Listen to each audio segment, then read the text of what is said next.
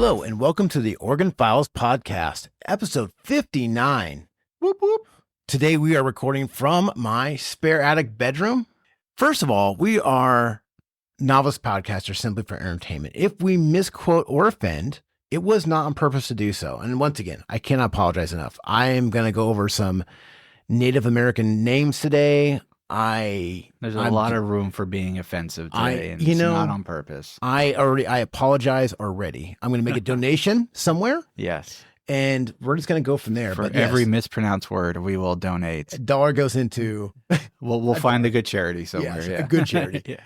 And here's my co-host, Elliot Bowman. Thank you, Mark. And happy 59th episode to you.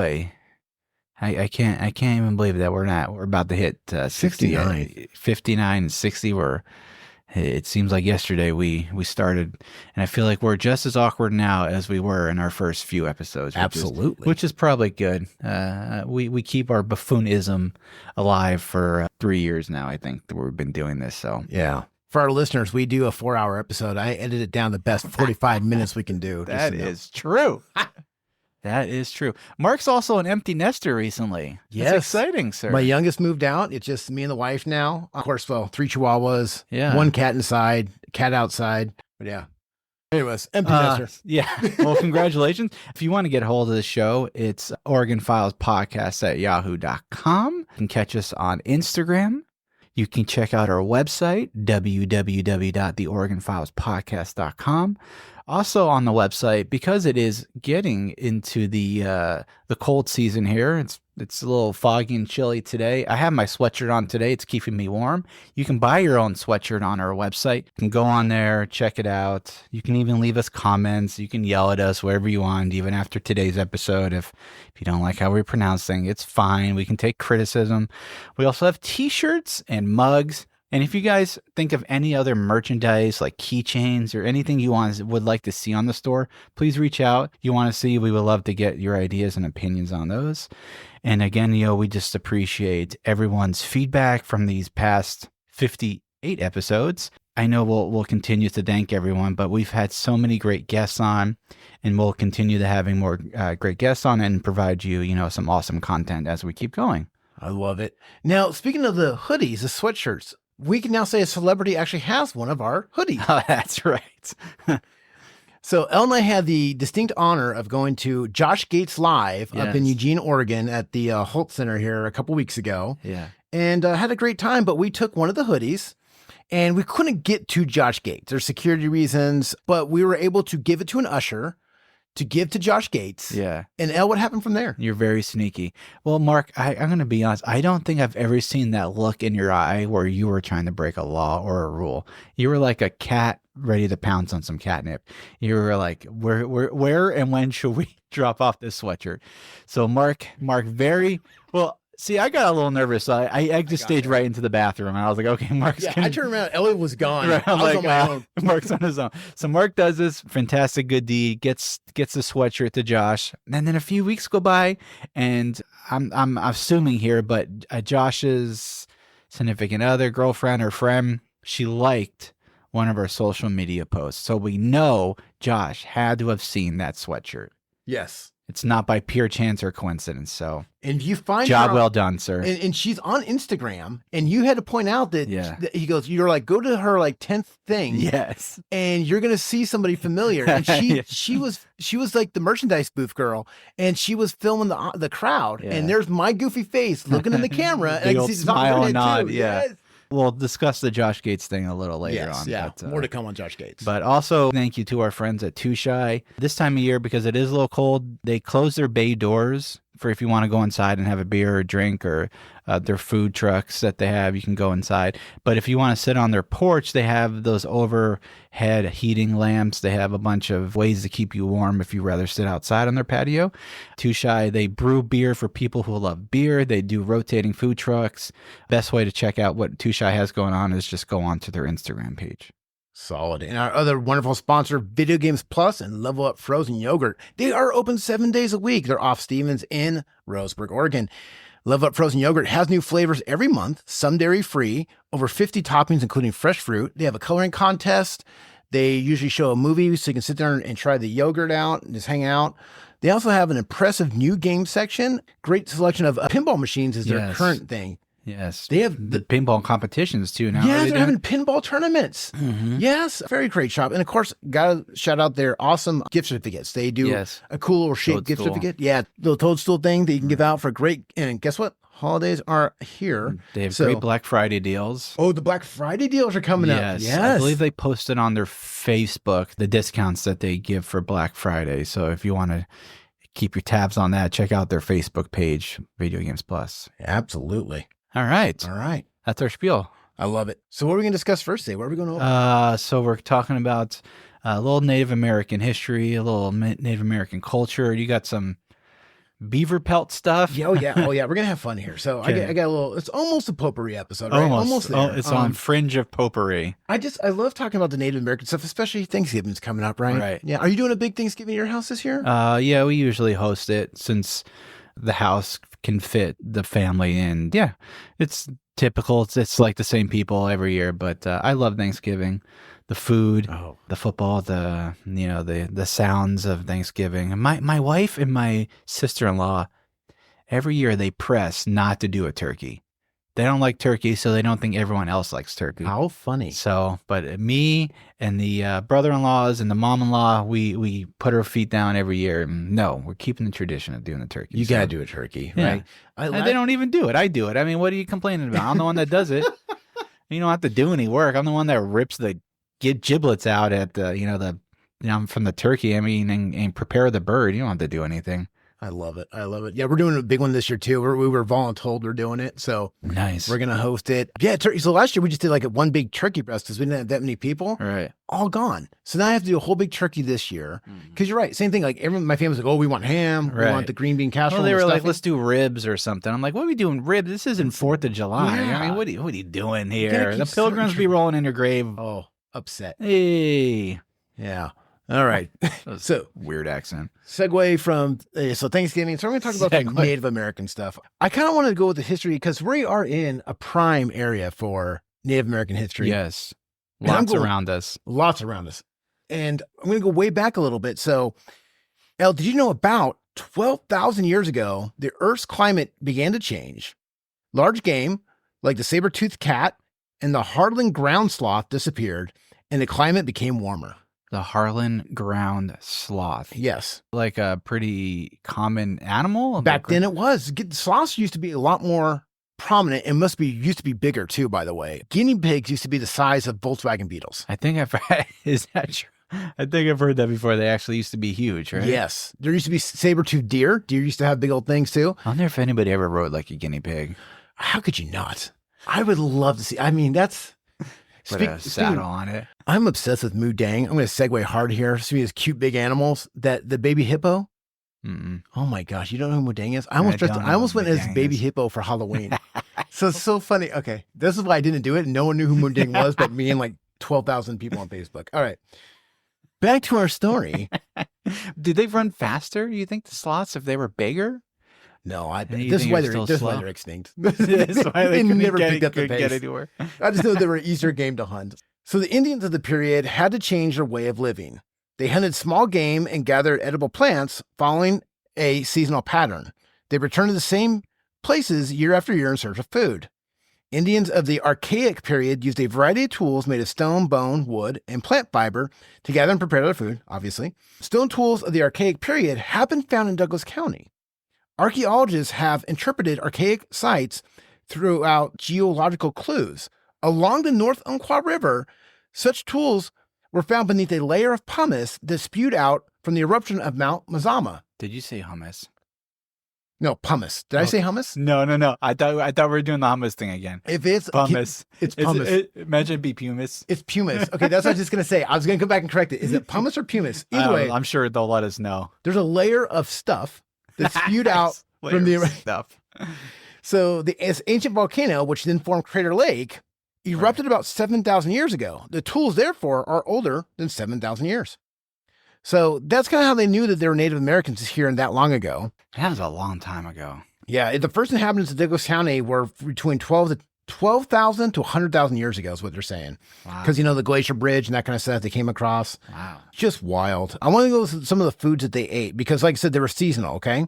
So the tribes of the Umpqua Valley, they're either on the coast or they're inland, depending on what kind of season it was. On the coast, they, of course, had steelhead, herring, clams, beached whales, elk, flounder, mussels, nuts, seeds, leaves, deer, perch, crabs, roots, berries, especially cranberries. Because they're the ones that are responsible. The Native Americans are the ones who started growing the cranberries there on the coast.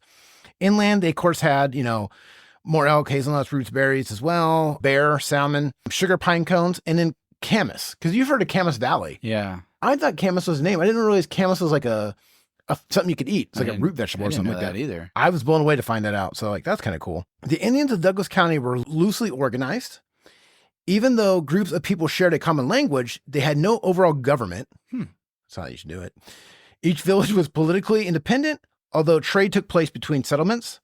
The extended family was the most important group and often formed a village. This band of 30 to 40 people usually had a big man or head man. I think they wanted to say chief, but they're very politically correct in here. This man might be wealthy and had considerable influence over his group. The coastal groups in particular were concerned with social standing. Bride prices were paid by the groom's family when a woman married. The higher the bride price, the greater the social standing enjoyed by the newly married couple. Arguments and feuds were sometimes settled by the exchange of money, as they always should be, right? Right. And there's something called for our listeners, I try to look up this word, and it's like a word that doesn't exist anywhere else.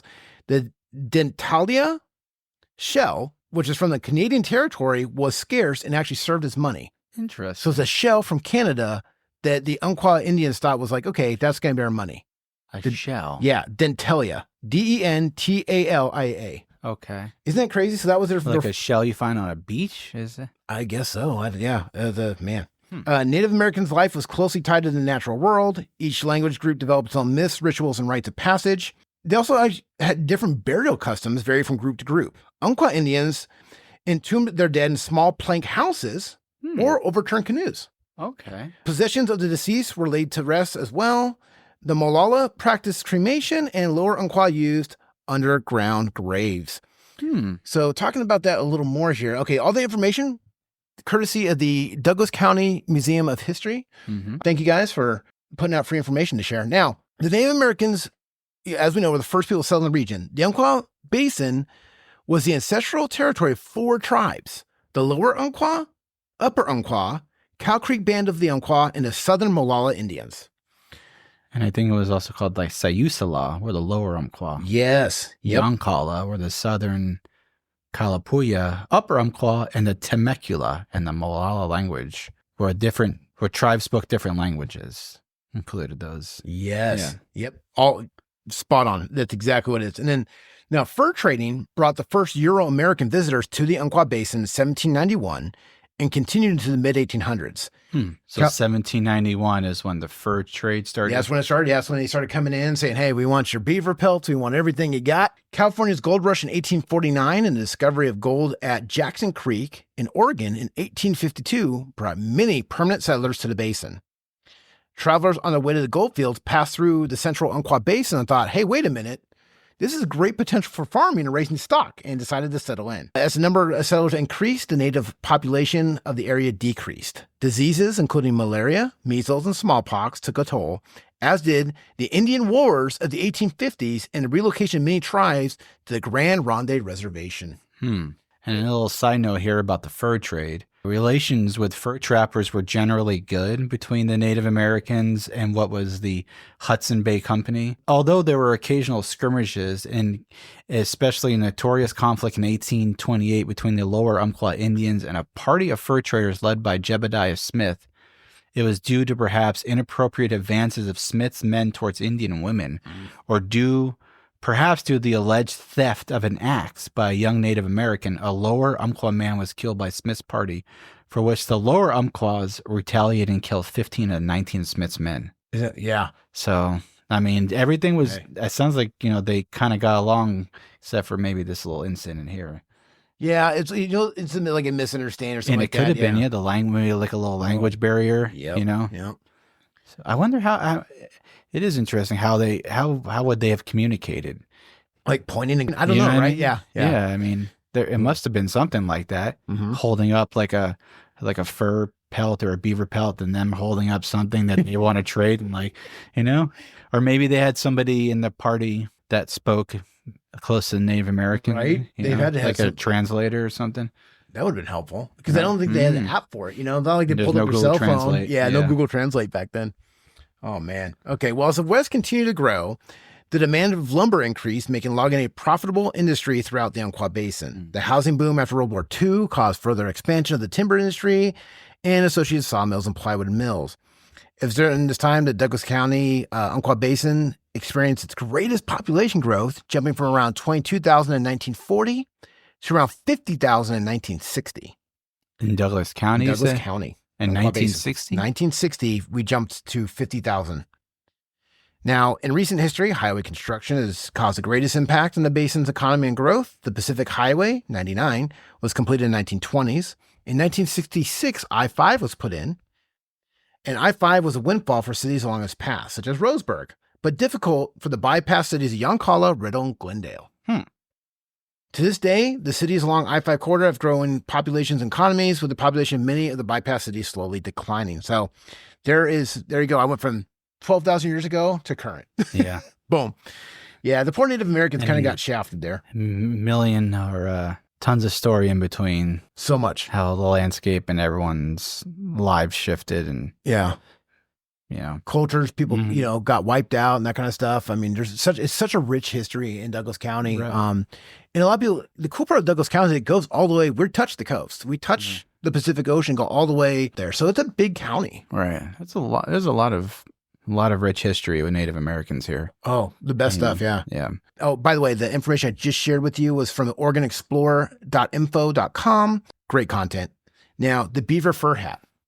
You ready for this? Yeah. Stovepipe hats and top hats were popular throughout the mid-19th century in North America. During the mid-16th century, hats made from beaver fur became a mark of wealth in Europe. Really? The hats were remarkable for the sturdiness and ability to repel water because it's the beaver fur. Because, if they swim in the water, they're repelling water. Or, the beavers. Yeah. So when the beaver swam, they realized that the beaver fur was like, dang, that repels water. They'd be great on a hat to walk around when it's raining. Demand for the hats was high, and by the early 17th century, beavers were trapped to extinction in Western Europe. Oh, wow. Fur trappers crossed the Atlantic Ocean to North America in search of beaver pelts to supply the hat-making industry. Poor beavers. I love the fact that this literally thing implies that, no, we came to North America. It had nothing to do with like gold or anything like that. We just need beavers. Yeah. We need beaver pelts. And what a random, who thought, why not just an umbrella? Like, who thought, hey, I'm going to keep my head nice and wet and dry by wearing a beaver hat. It was a sign of wealth in Europe. You got to have a beaver on your head. That is strange. So and the top, you said the pot hats or the top? The top hats, yeah. So they call them those, stovepipe hats. So the big, classic black ones. Yeah. So the beaver pelts acquired from American territories were sent mostly to London and Paris, where they were sold at large auctions to hat makers. Once in the factories, the furs were plucked clean of the unwanted outer layer of fur called guard hairs. Then the soft layer of dark fur that still remained was shaved from the skin and removed to be treated with mercury and felted into mats before being shaped into the fashion of the day. So they did all this work to make it look like on the hat, so the beaver fur, right? Now this is the best part about this whole thing. Yeah. Repeated exposure to mercury often caused... I was just about to ask that question. You knew it. You knew where I was going with this. So repeated exposure to mercury often caused nerve damage and mental disorders among the hatters working the hats into shape, eventually giving way to the phrase, mad as a hatter. That is crazy. Yep. So there you go, folks. Mad as a hatter, tied to beaver fur. Who would have thought? There you go. I just wanted to get Native Americans to just talk about beaver fur. That's really what I was going for this whole thing. And where the term Mad Hatter came from. Yeah, Mad Hatter, because they were using mercury to make, yeah. And I'm pretty sure, I can't remember who wrote Alice in Wonderland. I'm pretty sure he was Lewis English. Carroll. He was English. Yeah, it was. Yep. Huh. So There he you must go. have, I'm sure he was around during the time of the beaver hat trade. It's all connected, folks. It's all connected. All connected. Once again, thanks to the Douglas County Museum of Natural History for a lot of that information I just shared. You can actually tour them, and they have a lot of stuff on plaques and Very examples cool of the place. hat is there too. And very cool. Very place. cool place. They do like their rotating displays and stuff like that. A lot of cool hands-on activities and a good place to bring kids. I think they even host birthday parties for kids too. If you're looking for a birthday party place for your kid, yeah, good spot to go. There you go. I love it. Very cool. Thank you, Mark. No problem. For sharing that. Fun stuff. I found these. This is old slang. This is like slang. I'm sure that folks around the world use it. I'm sure people in Douglas County, I'm sure people in Oregon probably all use this slang at one time or the other. But Okay. I found the bunch. I narrowed down to 6 because I probably could do them all day here. I actually just wanted to fit it all on one piece of paper. I didn't want to bring more than pieces of paper. Okay, so we're gonna do this like a little multiple question here. Okay. So the first one is happy cabbage. Okay. Happy cabbage. Okay, so I'm gonna give you 4 choices. Okay. A sizable amount of money to be spent on self-satisfying things, a delicious salad, a pet rabbit, a farmer who is happy. I'm going to go with the first one. Yeah, it used to be if someone said I don't know how you would phrase this, but it's a sizable amount of money to be spent on self-satisfying things. Okay. Number 2 is a pine overcoat. Your choices are an uncomfortable jacket, a coffin, another name for a hedgehog, or a tree. It's got to be a coffin. It's a coffin. Yeah. A pine overcoat. That may be a term that's still used today. That's I'm not pretty sure. good. I like that one. A pine overcoat. That's nice. Number 3 is take the egg. Your choices are a mean child on Easter, a thief at a grocery store, to win a contest or an event, a fox in the henhouse. You got me. It is to win a contest or an event, is to take the egg. Oh, okay, that makes sense. I almost went with the fox in the hen house. Yeah, I came up with all the fake ones. It took me a little bit. That's good. This term is a rain napper. Okay. A rain napper. Okay. Choices are umbrella, someone who falls asleep in the rain, a cloud, or a baby. A baby? It's an umbrella. That makes sense. If you're using a rain napper, you're using an umbrella, Mark. That makes sense. There, next time you use an umbrella, you can say, I'm using a rain napper. Number 5 is red onion. Okay. The term red onion. Your choices are an onion that's not delicious, a dive bar, an ugly car, someone who doesn't refill the toilet paper. Oh, man. Well, known to red onions. Is it a dive bar? It's a dive bar. Makes You're sense. going to a red onion. It's a dive bar. Last one is chicks on a raft. Chicks on a raft. Chicks on a raft. Your options are chickens stuck in the middle of a lake, attractive ladies on a boat, eggs and toast, a relationship that recently ended. I want eggs and toast. It's eggs and toast. Yes. So you go to a diner. Yeah. Yeah. I don't know if this still works today. If you go to a diner and say, I'm going to order me, can I get chicks on a raft? Those are good. I love it. I found those at, I don't remember where I found those. I don't know. Somewhere on the internet. I can't remember where I found those. All right. Good segue here. Because Halloween was recent. Statistics are already in. According to the National Retail Federation's seasonal shopping trends this year, Americans were predicted to spend $2.6 billion buying candy for Halloween. 2.6 billion? Billion, which is in comparison to $3.2 billion on costumes and $2.7 billion on decoration. What if collectively? That is so. That's I nuts. know what you're going to say. Collectively, we could save this country, right? No one could be hungry. Healthcare, you know what I mean? But no. $2.6 billion buying candy. I'm upset. That is a lot of candy. Did you get trick-or-treaters at your house? No, and no, we don't. And I haven't really, I don't turn on like the light to see if we're going to get trick-or-treaters anyway. Yeah. Well, we live in a tucked away neighborhood. I do too. Yeah. So no, I mean, if I lived in a more popular neighborhood, I would, but I don't. I live kind of up on a hill somewhere. So yeah. See, I buy a bag of candy every year just for the excuse. So I'm like, oh, what if I get trick-or-treaters this year? 20 years now, not one trick-or-treater, but I always end up eating a bag of candy. So it works out. Dawn, who I think was one of our first interviews, her and Yeah. Jenna, she told me a story when her kid was little. He was sick for Halloween one year, and he really, really was upset that he couldn't go around trick-or-treating. So she decided, she put on a white sheet, cut out holes, and pretended she was a ghost and went around trick-or-treating for her kid. And she's just tall enough where she can get away with it. And I said, Dawn, why didn't you just go to the store and buy get a some bag of candy? Yeah. And she looked at me like, I didn't even think of that. I said, well, you're really sweet for going How funny. going out and buying or going out trick-or-treating for your kid. Like, you could just gone to Walmart and got a bag of candy and be like, boom, I went trick-or-treating. I love that she like, okay, I'm going to take a sheet. That's amazing. Right. I love that. I mean, story. that's dedication That's to dedication. being a That's- good mom. Well, she got a good variety, right? Exactly. Yeah. Exactly. Okay, so in 2024, here were like the Google top trending costumes of 2024. One of them was not Mudang, which I was going to be. Yeah, it's not on here. I'm so upset. Okay, number one was shrunken head bob from Beetlejuice. Wow. Okay. Number two is Raygun, the Australian breakdancer. Who recently I saw she was recently retired. As So she shout out to the No goat, offense, the but- goat Raygun. That was amazing. I don't know some of these. Number three was Catnap from the Poppy Playtime video game. I don't know everything you just said. I know what a catnap is. I've taken I don't them. know what a Poppy. Number four, Dolores from Beetlejuice, which is that Catherine? And I don't remember. Oh boy. Pomni from the Amazing Digital Circus series. Number six was Envy from Inside Out 2. Number seven is Red from the Descendants, Rise of Red. Number eight's Doctor Doom. Yes. Number nine, Sabrina Carpenter, who I think is a pop singer. Number 10, Lady Deadpool. Lady Deadpool. Over Deadpool. And it's going to be on Disney Plus soon, by the way. It is a great movie. Number 11, which is very random and hilarious. Number 11, top trending Halloween searches this past year. Number 11 was a Chipotle burrito.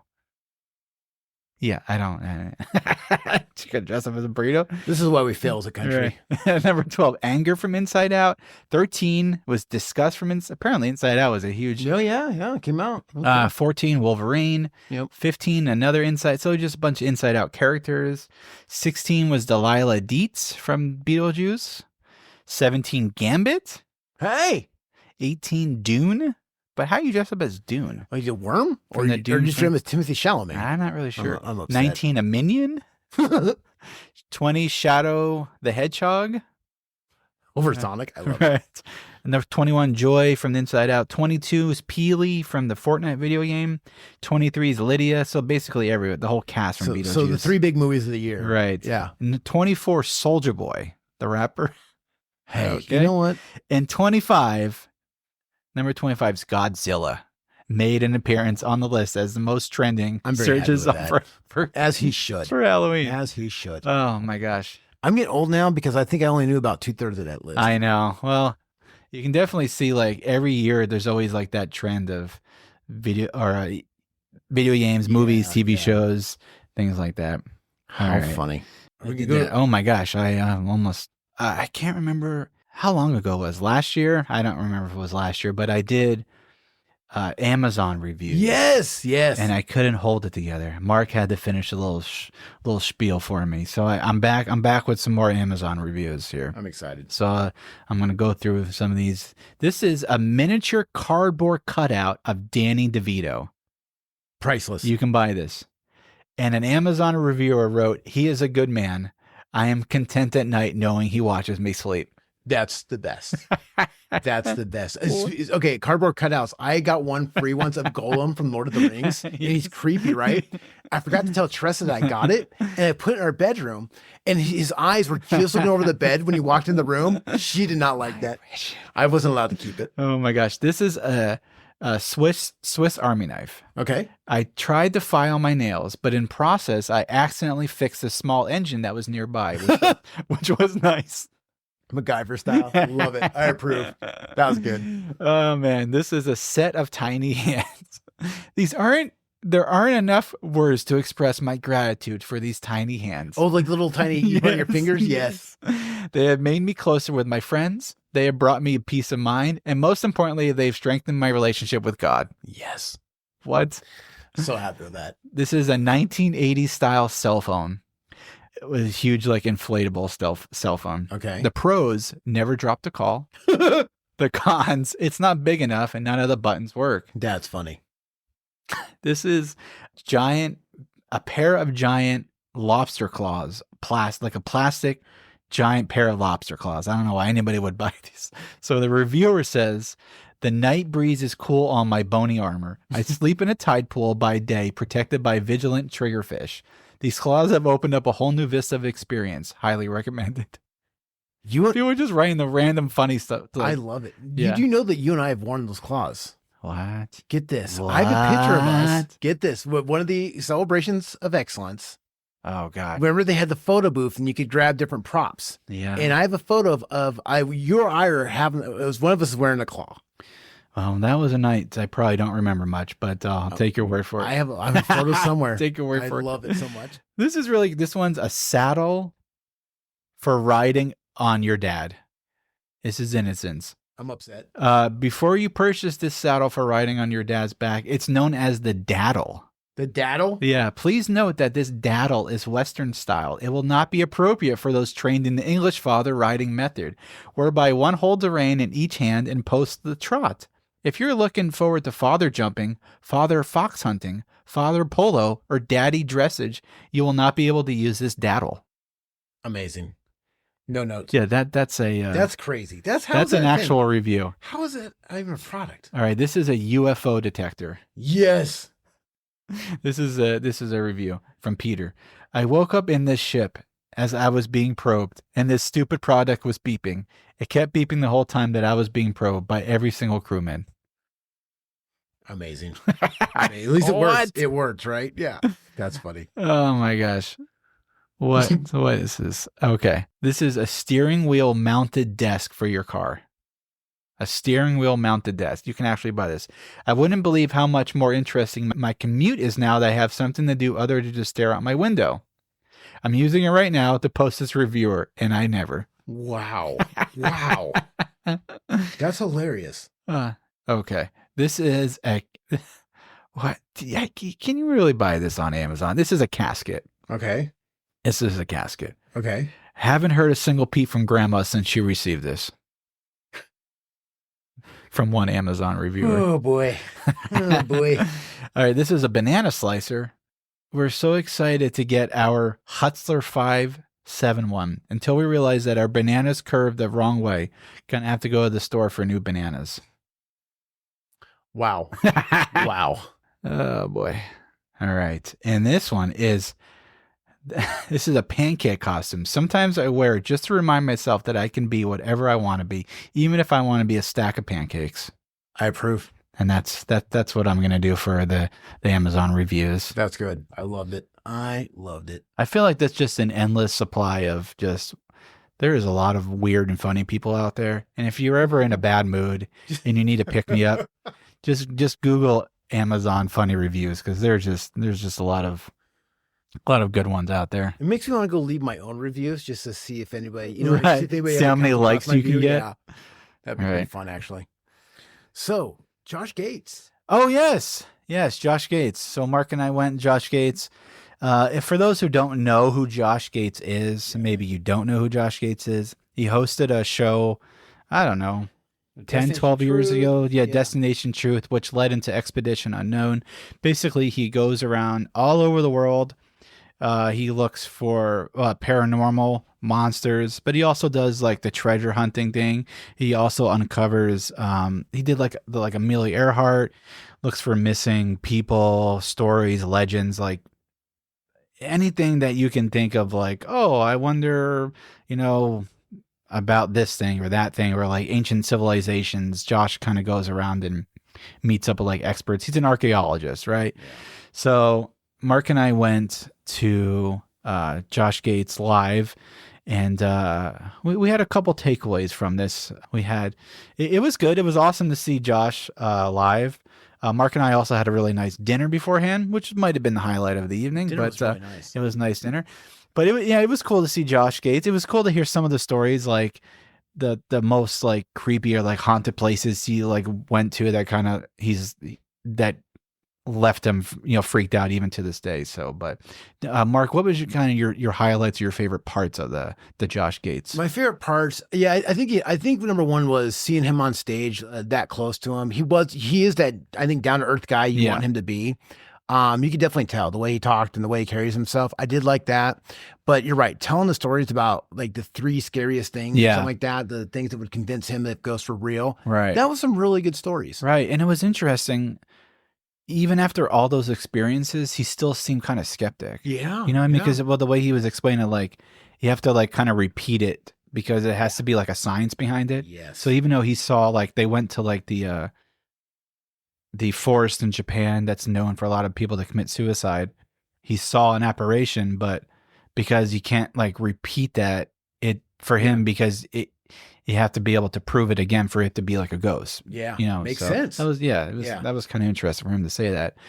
But no. What was your highlight? What was I thought it was really interesting too, him talking about that submarine. Oh yeah. I've heard him kind of talk, or I've seen like an article about him talking about, I think it was the nautical where the one that people perish. It was just him talking about it firsthand about how he went up there and then he said basically his spidey senses were going off, like he wasn't something wasn't feeling comfortable with him, and he ended up knowing some of the folks that did pass away from going down to see the Titanic, which to him was like one in a lifetime experience for like an explorer.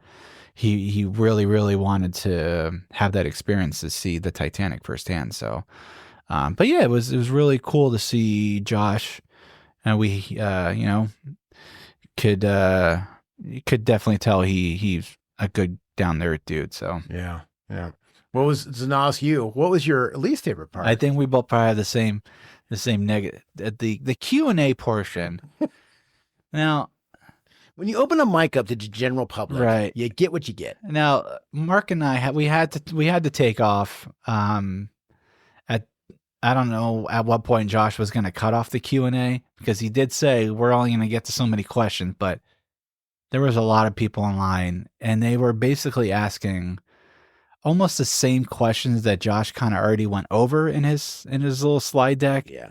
And it was starting to get a little redundant. And then the whole thing almost seemed like it was like an hour-long advertisement for his TV shows. He cut 4 times away to show us a trailer for the show that we've all watched. Right. We're here because your shows, sir. Yeah. We know what your shows are. Yeah. So it was like a big TED Talks, but I don't know. I'm glad we went, glad and saw it.